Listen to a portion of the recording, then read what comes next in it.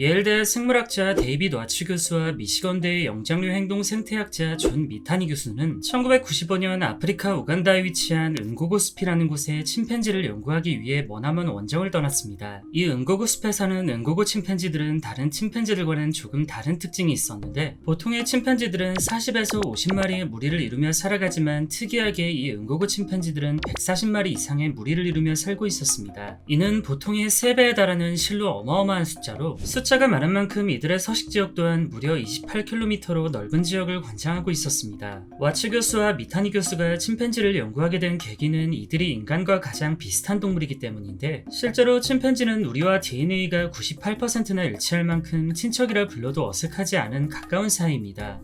그런데 이 두 남자가 수년간 침팬지들을 관찰하는 과정에서 실로 충격적인 장면이 몇 차례나 포착되는데, 이들은 단순히 인간과 유전자가 비슷할 뿐만 아니라 지능은 물론 감성적인 성격 그리고 정치적인 면모까지 소름 끼칠 정도로 닮아 있었습니다. 두 남자를 필두로 한 은고고 침팬지 연구원들은 수많은 침팬지들에게 각각 이름을 붙여가며 더욱 자세히 생태를 들여다보았고, 시간을 두고 관찰한 결과 어느 정도 이들의 서열 순위를 매길 수 있었습니다. 이 중 누가 봐도 리더이자 우두머리로 판단되는 침팬지는 음회아라는 녀석으로, 다른 침팬지들은 대장인 음회아에게 충성을 다하는 행동을 보였고, 음회아의 존재만으로 이 무리가 철저히 서열 위주로 돌아가고 있다는 것을 보여줬습니다. 그리고 서열 2위는 이번 영상의 주인공이라고도 할 수 있는 바르톡이란 녀석인데, 음회아를 포함한 수많은 침팬지들이 자신의 힘을 과시하며 높은 서열에 오른 것과는 다르게, 바르톡은 철저하게 지능과 정치적인 모습으로만 자신의 세력을 넓힌 가장 인간적인 침팬지였습니다. 바르톡은 사냥한 먹이를 다른 수컷들에게 별다른 대가 없이 나눠주거나 높은 서열임에도 불구하고 털을 골라주는 등 친목질의 달인이었으며, 이러한 방법으로 서열 5위인 헤어라는 침팬지를 자신의 신복으로 끌어들이는 등 정치적인 면모를 보이며 세력을 넓혀나갔습니다. 그럼에도 바르톡은 결코 서열 1위인 음회아의 심기를 거스르거나 그의 자리를 넘보는 행동을 보이지 않아 평화의 균형은 유지되고 있었는데, 이러한 무리의 균형은 로프티라는 침팬지의 등장으로 한순간에 산산조각 나버립니다. 로프티는 비록 서열 7위의 아주 젊은 침팬지였지만 압도적인 체격 조건을 바탕으로 다른 수컷들을 제압하며 단숨에 높은 서열에 오른 위험한 침팬지였습니다. 로프티가 위험한 침팬지였던 이유는 우두머리로서 어느 정도 근엄함을 갖춘 음회아나 지능적인 면모로 부하들을 거느린 바르톡과는 달리 힘을 바탕으로 한 폭력적인 모습으로만 상대를 제압해왔기 때문입니다. 빠른 속도로 서열을 높여가던 로프티는 단숨에 2위인 바르톡을 제압한 것으로 모자라 우두머리인 음회아까지 이기며 순식간에 서열 1위에 등극해버렸고, 이는 140마리가 넘는 은고고 침팬지 무리의 새로운 변화를 나타내는 대사건이었습니다.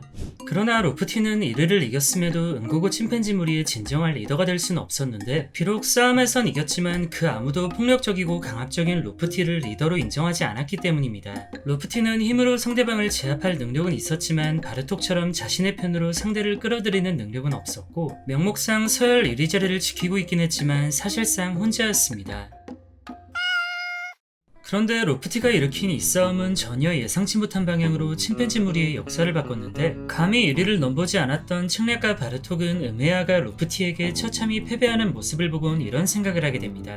저 새끼 나도 이길 수 있을 것 같은데. 이러한 생각은 곧바로 행동으로 옮겨져 서열 2위로 추락한 음회아와의 결투로 번졌고, 바르톡은 이미 늙어버린 음회아에게 손쉽게 승리하며 다시금 서열 2위에 오릅니다. 승리를 따낸 바르톡은 욕심이 없던 과거와 달리 속에 있던 야망을 드러내며 현 서열 1위인 로프티에게 도전하고 싶었지만, 이미 한번 뒤지게 쳐맞은 경험이 있던 터라 섣불리 행동으로 옮기진 못하고 있었습니다. 그래서 바르톡은 리더가 되기 위한 기가 막힌 작전을 기획하는데, 일단 싸움에서 패배한 음회아를 배척하지 않고 동맹관계를 유지하며 자신의 세력으로 삼았습니다. 이미 바르톡은 서열 5위인 헤어를 비롯하여 다른 덩치 큰 수컷들과 충분히 친밀도를 쌓은 상황이라 어느 정도의 군대를 가진 상황이었고, 이렇게 하나둘 모은 바르톡 군대 5마리는 무려 5대1로 로프티에게 합동공격을 가하며 마침내 그를 쫓아내게 됩니다. 이런 과정들을 멀리서나마 지켜보고 있던 와츠 교수와 미타니 교수는 무서울 정도로 지능적인 바르톡의 모습을 보며 마치 사람이 아닌가 싶을 정도로 소름과 감탄이 겹치는 복합적인 감정을 느꼈으며, 태어나서 처음으로 예절이 무엇인지 깨달은 로프티는 패배한 뒤 바르톡에게 굴복하며 예우를 갖췄습니다.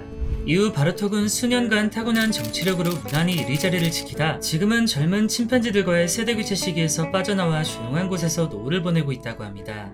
리더가 되는 과정에서 바르톡이 행한 합동공격은 분명 치사한 부분이 있긴 하지만, 인생은 왠지 얘처럼 살아야 성공할 것 같다는 찝찝하고 씁쓸한 기분이 듭니다.